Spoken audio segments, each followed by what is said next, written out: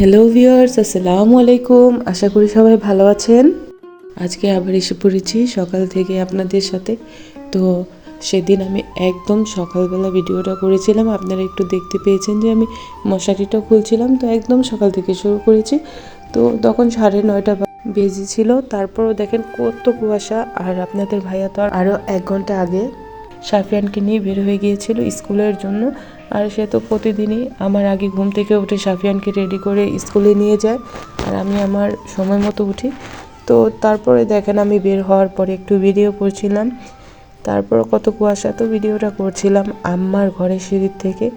আর গ্রামে যারা থাকেন তারাই বুঝেন যে শীত কাকে বলে। আর অনেকে ভাববেন যে আমি হয়তো ছেঁকে নিই, পরে আমি ছেঁকে রেখেছিলাম দুধটা। তারপর তো আমি রান্না করে আর খাওয়ার ভিডিওটা করিনি।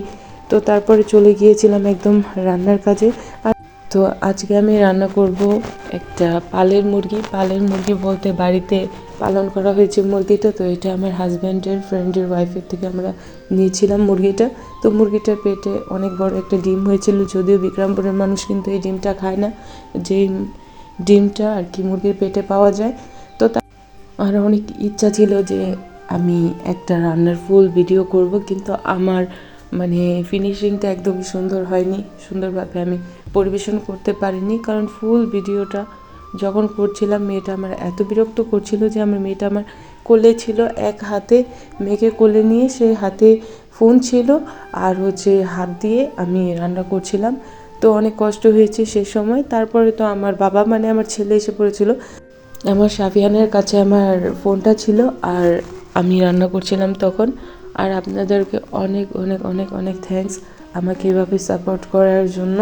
আমি তো সত্যি বলতে একদম ইউটিউব ছেড়ে দিয়েছিলাম। আমি ভেবেছিলাম আমার দ্বারা হয়তো ইউটিউব হবে না, কিন্তু ইউটিউব আমার এত উৎসাহ বাড়িয়ে দিয়েছে, এখন আমার প্রতিদিনই ভিডিও করতে ইচ্ছা করে।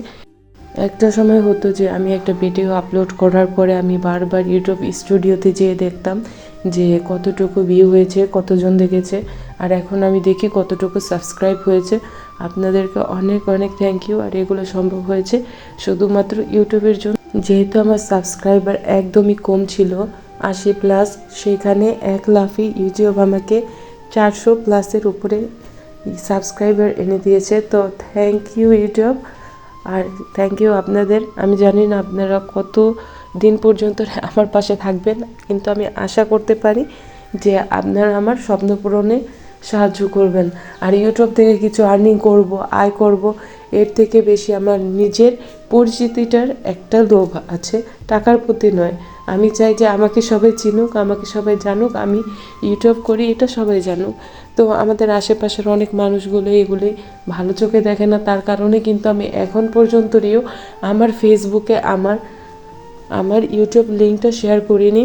আমার ফ্যামিলি মেম্বার কিছু কিছু মানুষ আর আমার ফ্রেন্ড আর খুব কাছের মানুষকে আমি আমার ইউটিউব লিঙ্কটা দিয়েছি।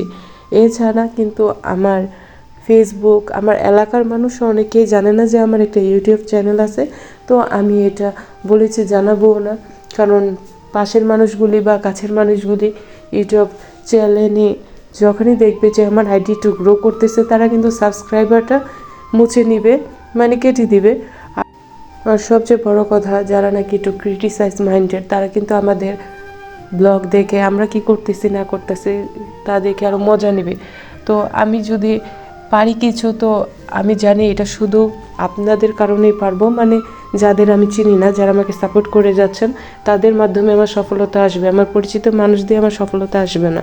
এটা স্বার্থপরের মতন হলেও এটাই সত্যি কথা, এটাই বাস্তব। তো আজকে আমি যে রাতে নাস্তাটা বানিয়েছিলাম সেটা আমি জানি না কতজন এটা জানেন বা কিছু, কারণ এই রেসিপিটা আমি কিন্তু ইউটিউবেও দেখি নাই, এটা দেখেছিলাম আমার এক বোন সালমা করে নাও। আমার আপু কিন্তু আমার নিয়মিত ভিউয়ার্স। তো আপু এটা আমি বিয়ের আগে দেখতাম মাঝে মাঝে রাতে বানিয়ে খেত। রুটি বানিয়ে রুটির মাঝখানে চিনি দিয়ে তারপরে ফোল্ড করে ঘিয়ে বাছতো। আর আমার এই রুটিটা যখন আমি বানিয়েছিলাম, আমার মেয়েটা অনেক বিরক্ত করতেছিল। তো আমার মেয়েটাকে নিয়ে 2 হাত দিয়ে প্রেশার দিয়ে আমি বানাতে পারছিলাম না, তার কারণে কিন্তু আমার রুটিটা পুরোপুরি গোল হয়নি। কিন্তু এভাবে ভিডিও ছাড়া যেই পিঠাগুলি বানিয়েছি, পিঠা না, এটাকে আমি চিনি পরোটাই বলি। তো ওই চিনি পরোটা বানিয়েছি, ওগুলি কিন্তু আপনারা দেখলেই বুঝতে পারবেন যে খুব সুন্দর হয়েছে ওগুলি। আর আমার ভিডিও দেখে আমার আশেপাশের মানুষ অনেক সমালোচনা করলেও ইন্ডিয়া থেকে আমার এক ভাই আমাকে লিখেছে, দিদি তোমার কণ্ঠ কিন্তু অনেক সুন্দর আর তোমার কথা বলা অনেক পরিষ্কার, এগিয়ে যাও দিদি, পাশে পাবে তোমার ভাইকে। তো তুমি জানো না ভাইয়া যে তোমার এই কমেন্টটা দেখার পরে আমি তোমার আইডিতে ঢুকেছি, কিন্তু তোমার কোনো ভিডিও পাইনি।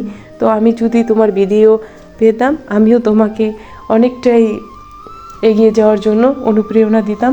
তো আমি জানি না তুমি বাস্তব লাইফে কী করো, তুমি যেটা নিয়ে করছো যাই করছো তুমিও ভাই এগিয়ে যাও, মন থেকে অনেক দোয়া। আর কথা বলতে বলতে এদিকে আমার কিন্তু পরোটা ভাজিটা প্রায় শেষের দিকে। তো এই দুইটা আমি আম্মার জন্য রেখেছি, তো এই দুইটা আম্মাকে দিয়ে আসবো পরোটা, তারপর তো আমি ঘরে নিয়ে আসলাম। আর এখানে হচ্ছে আমার ছেলে তো খাচ্ছে, আর ও বারবার দেখবেন ভিডিওতে দেখাচ্ছে যে আম্মু দেখো ভিতরে শিরা। তো এটা ওই সময় ওর কাছে নতুন ছিল, তারপরে কিন্তু আমি আরও কয়েকদিনে এই পরোটাটা বানিয়েছি। আর আমার ভিডিও দেখে যদি তোমাদের ভালো লাগে অবশ্যই তোমরা লাইক কমেন্ট এবং সাবস্ক্রাইব করে আমার পাশে থাকবে। আর আমার মেয়েটা তো তোমাদেরকে তাই দেখাচ্ছে, ওর কিন্তু এখন অভ্যাস হয়ে গেছে, ও কিন্তু আমার হাতে ফোন না দেখলেও বারবার লাইক দেয়, খাবার খেয়ে লাইক দেয়। তো যাই হোক, আজকের মতো টাটা, বাই বাই, আল্লাহ হাফেজ।